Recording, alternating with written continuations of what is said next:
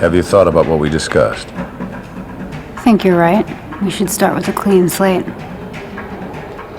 What about our text messages?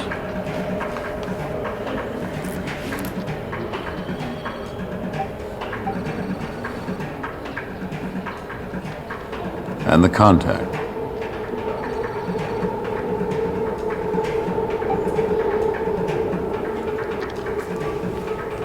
Are we good? Yeah. And we can put all this other nonsense behind us and trust one another and continue to help one another. I'd like that. And consider the slate clean. Answer me one thing. The passenger seat. You said Russo was trying to get out, that there was nothing abnormal. I thought we just agreed. I want to believe you, but I need details. More than what you're sharing. What's your question? The night Russo fell off the wagon, he was at a fundraiser. The McNeely Cancer Institute. All in the police report. Rachel Posner was at the hotel that night. Who's that? The call girl who was with Russo when he was arrested. I didn't know her name. She disappeared, Francis. When? Don't act surprised. I showed the bellman a photo. One of them remembers seeing her. The girl's a prostitute. I'm sure she frequents many hotels. But that hotel, on that night? Well, now you sound like Miss Skorsky talking. I haven't discussed this with anyone. I wanted to ask you first. I have no idea what happened that night, except that Peter started drinking again. I don't know who was or wasn't there. I wish I was. Maybe I could have stopped him. Do you know where Rachel is? Listen to what I am saying. I'm trying to protect us both. These are questions anyone could ask. But no one is except you. I can't imagine what you're after. I took a chance. Showed up at your house and placed myself at your feet. Crossed ethical lines. Professionally, physically. And I hold myself accountable for that. Those were my choices and I can live with them. I'd like to move forward, but I need to know exactly what I was a part of, that I wasn't a part of someone's... Finish your thought. Part of someone's murder. Jesus. I want to believe you, Francis. I know you...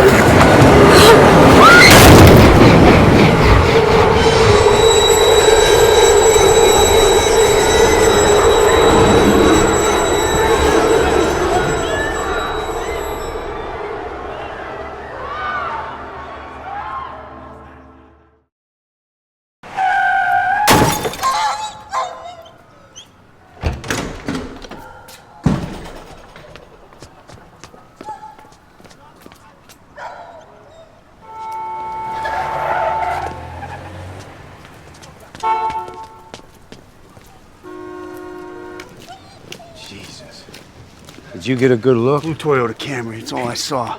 It's the Hortons, dog. It's not gonna make it. Go see if they're home.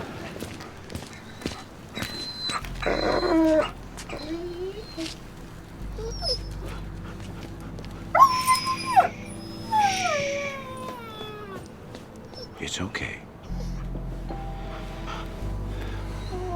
There are two kinds of pain. Sort of pain that makes you strong, or useless pain. Sort of pain that's only suffering. I have no patience for useless things.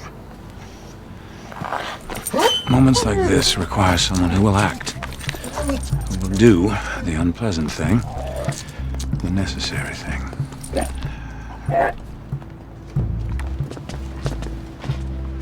There. No more pain. It was a hit and run. I'm awfully sorry. He must have jumped over the fence again. Look, Steve is going to file a report on the car, and he'll put his people on it. We'll track them down.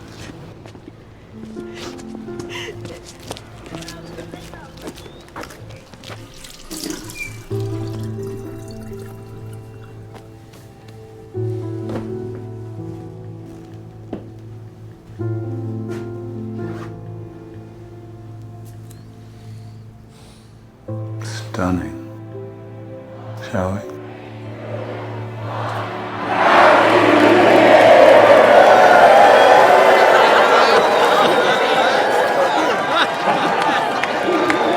Oh, President-elect Garrett Walker. Do I like him? No. Do I believe in him? That's beside the point. Any politician that gets 70 million votes has tapped into something larger than himself, larger than even me, as much as I hate to admit it. Look at that winning smile, those trusting eyes. I latched onto him early on and made myself vital. After 22 years in Congress, I can smell which way the wind is blowing. Oh, Jim Matthews, his right honorable vice president, former governor of Pennsylvania. He did his duty in delivering the Keystone State, bless his heart, and now they're about to put him out to pasture. But he looks happy enough, doesn't he? For some, it's simply the size of the chair. Ooh. Linda Vasquez, Walker's chief of staff. I got her hired. She's a woman, check, and a Latina, check, but more importantly than that, she's as tough as a $2 steak. Check, check, check. When it comes to the White House, you not only need the keys in your back pocket, you need the gatekeeper. As for me, I'm just the lowly House Majority Whip. I keep things moving in a Congress choked by pettiness and lassitude. My job is to clear the pipes and keep the sludge moving. But I won't have to be a plumber much longer. I've done my time. I've backed the right man. Give and take. Welcome to Washington.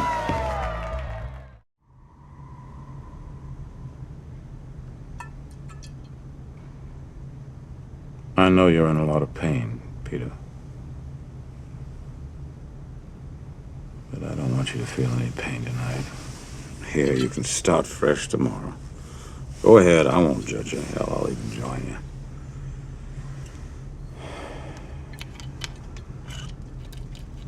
Just relax. You're home now.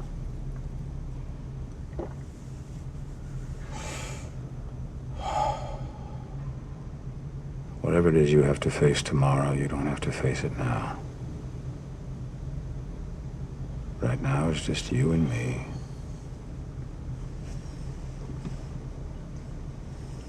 The rest of the world doesn't matter. Your children, Christina, they will forgive you because you're loved, Peter.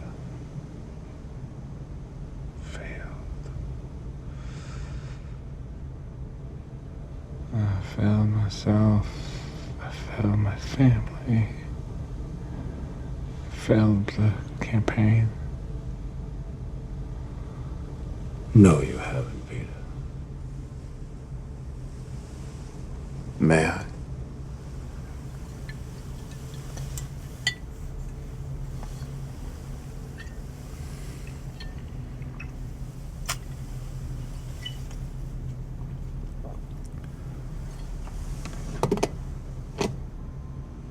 You know, when Claire and I were first married, we talked about having children. I told her flat out I didn't want any. It was selfish, but honest. I didn't have a particularly happy childhood. I suspect you didn't either. No. You see, no person avoids pain. And I just didn't think it was right to bring a child in knowing that.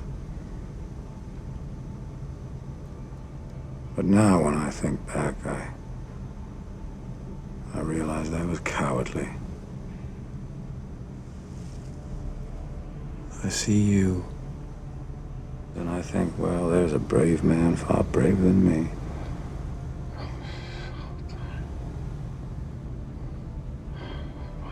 When I think about I'm so tired.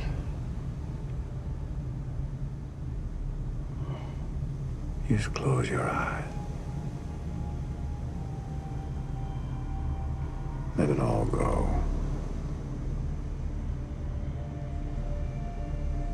We have all the time in the world.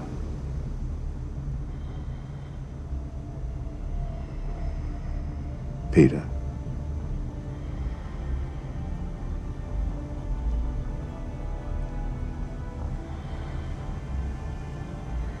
Peter.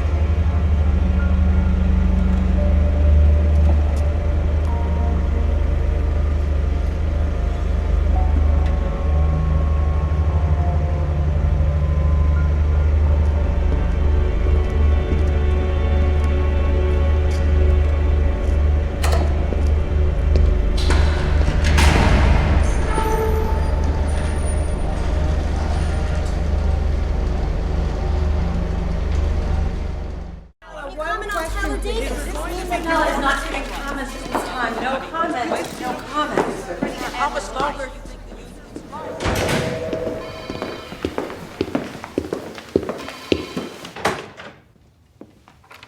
Thank you.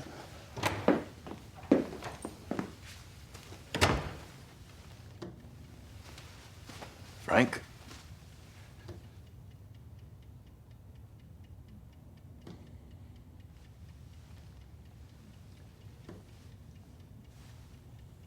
So? You said you wanted to talk. You said you wanted to work out a compromise. I lied. Excuse me? I have no intention of working out a compromise. So then why the fuck are we here, Frank?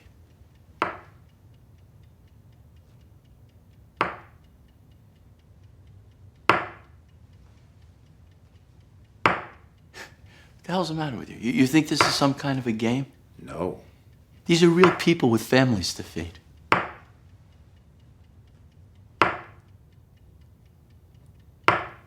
Would you please stop that? Stop what? In 5 seconds, I'm out of here. 1, 2, 3, 4. Goodbye, Frank. You know the difference between you and me, Marty? What? I'm a white trash cracker from a white trash town that no one would even bother to piss on. But here's the difference. I've made something of myself. I have the keys to the Capitol. People respect me. But you're still nothing. You're just an uppity dago in an expensive suit turning tricks for the unions. Nobody respects the unions anymore, Marty. They're dying. And no one respects you. The most you'll ever make of yourself is blowing men like me. Men with real power. Yes, I can smell the cock on your breath from here. You think you can get under my skin? I know I can. Kiss my ass, Frank. You can't afford to walk out. Watch me. I've got a dead, underprivileged kid in my pocket. What do you have? I have 2 million honorable teachers. Fair enough, but I got something even better. Go ahead. Open it. Okay. I'll play your game.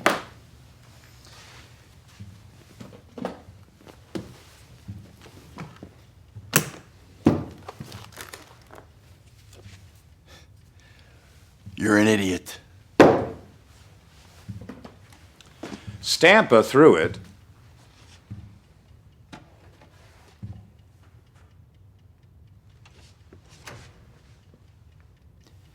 You're full of shit. Oh no, Stamper threw the brick, and I made sure Claire distracted my security. Are you kidding me? And to think you wanted me to apologize to my wife. You would do something that low, Frank? I arranged the brick, Marty, just like I arranged this meeting this afternoon. Back off, Frank. Why don't you just get down on your knees where you really belong? Back off, Frank. Because the only thing you're gonna get from me is cum on your face. Fuck you!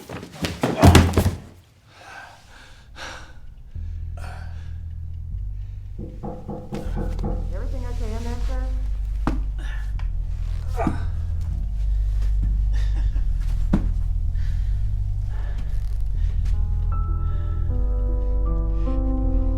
Look, I'll tell them you provoked me. I'll tell them that you threw the brick yourself. And who's gonna believe you? You just assaulted a United States congressman, which is a felony. But I'm not gonna press charges, Marty. Because the strike ends now.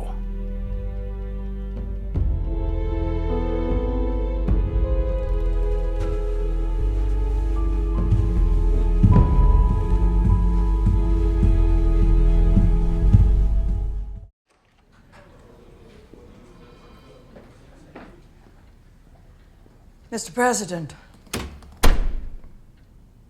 Coffee table. The funny thing is, I didn't even have to ask him to do it. He did it on his own. I especially like where he says Catherine Durant is functional, Claire Underwood is formidable.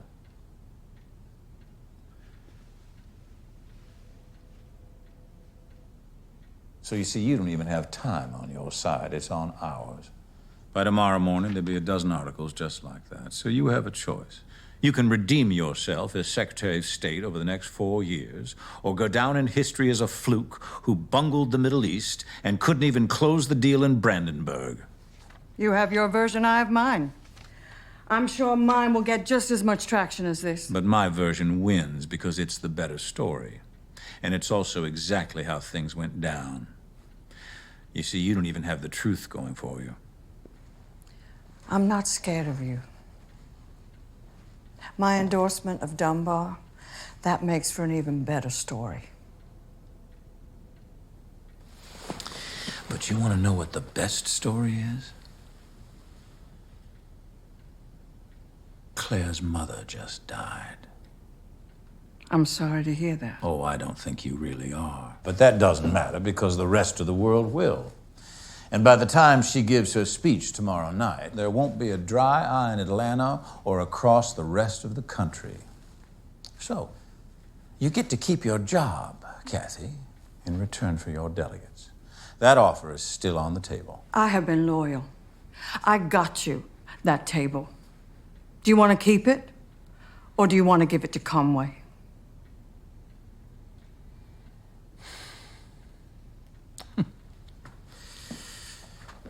You know, when I was waiting for my transplant, I had the most vivid hallucinations. You wouldn't believe it. Do you know who I saw?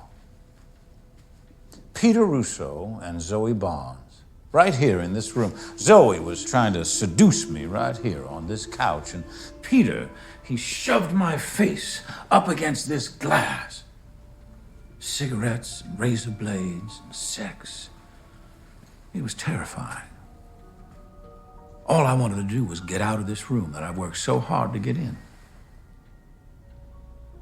But of course it makes sense that they would have haunted me because it's all true. What is? Everything Lucas Goodwin claimed. I killed them both just like he said I did. But of course, nobody believes it. And nobody ever will. Because that's how good we are at making things disappear.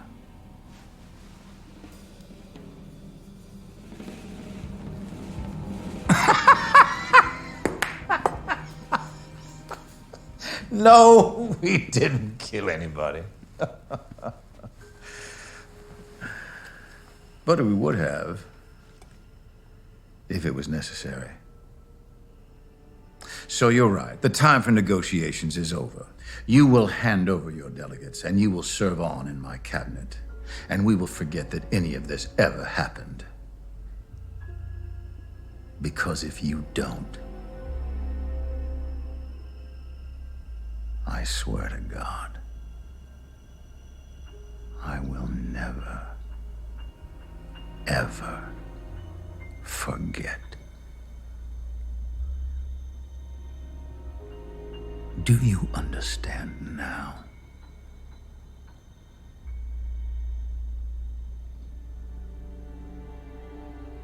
Yes.